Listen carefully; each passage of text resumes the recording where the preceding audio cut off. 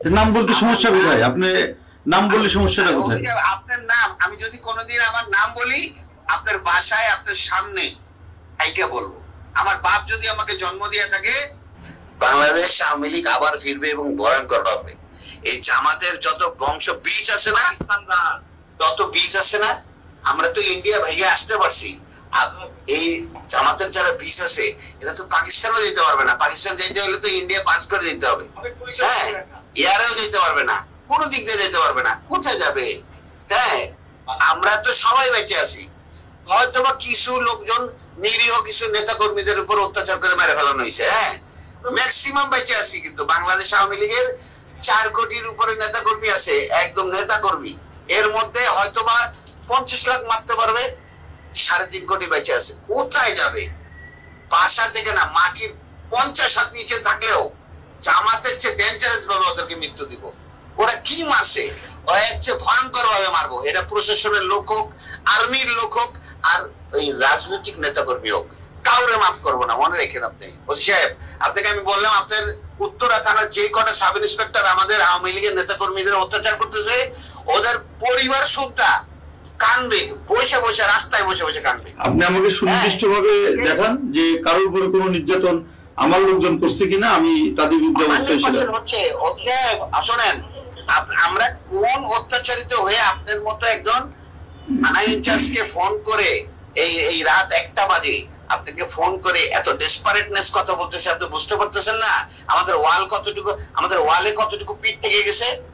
হ্যাঁ, আমরা কিন্তু মার্ডার মামলার আসামি, 47টা মার্ডার মামলার আসামি। জানিও না কয়টা মার্ডার করছি। হ্যাঁ, আমি কিন্তু জানিও না যে আমি কয়টা মার্ডার মামলা করছি। কিন্তু আপনারা আমাদের নামে একটি মামলা, আপনার একটি মামলাও কিন্তু পুলিশ বাদী মামলা না।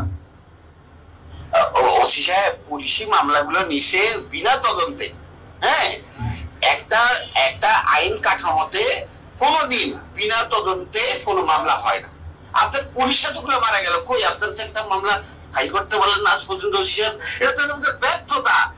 আপনাদের চাকরি করা উচিত না। এটা সত্য, এটা সত্য। এই পুলিশগুলো যাই হোক, আওয়ামী লীগ বলেন, ধরেন ওরা আওয়ামী লীগের পরিবারের, কিন্তু পুলিশ ছিল তো। এতগুলো মারা গেল, আজ পর্যন্ত তো কেউ, আপনারা 10 জন পুলিশ একদিকে দাঁড়ায় তো বলতে পারলেন না একটা প্রেগনেন্ট মহিলা পুলিশের একজন সাধারণ অফিসার, তার মতো মহিলাকে এত নৃশংস ভাবে মার্ডার করলো। সে তো এই প্রেগনেন্ট অবস্থায় তো কোনো জামাতের নেতা বা কোনো ছাত্রকে মারতে যায়নি, তো তাকেও মেরে ফেললো। কই আপনারা তার মামলাটাও তো করতে পারলেন না। তা আপনারা মামলা হবে, কোন সিদ্ধান্তই আপনাদের বাস্তবায়ন হবে না। সাহেব, আমরা রাজনীতি করে এসেছি। আমি আজকে 21 বছর প্রেসিডেন্ট সেক্রেটারি। আমার কি ওই ধারণা নাই বাংলাদেশের রাজনীতি কোন দেশের মানে কথায় চলে যায়? আমেরিকা কয়দিন সেভ করবে সাহেব? ঠিক আছে, আমরা ছোট চাকরি করি, ছোট মানুষ, আপনি করেন। আপনি আমার থানা যে না সাহেব, আপনার তো ছোট মানুষ, কিন্তু আপনার কার্যক্রম তো বড় বড়। আপনার কার্যক্রম ঠিক করেন সাহেব। হ্যাঁ, আল্লাহর কসম, আমার কার্যক্রম যদি কোনো অপরাধ থাকে, এটা আমার কর্তৃপক্ষ বা আমার উপরে আছে সে দেখবে। তবে আমার কোনো অফিসার যদি অন্যায় করে থাকে, আপনি সেটা আমাকে দেন, আমি সেটা দেব। আমার বিরুদ্ধে যদি কোনো অভিযোগ থাকে সেটা দেন, আমি সেটা জবাব দেব। আপনার বেতন কিন্তু আপনার ঊর্ধ্বতন কর্মকর্তা দেয় না।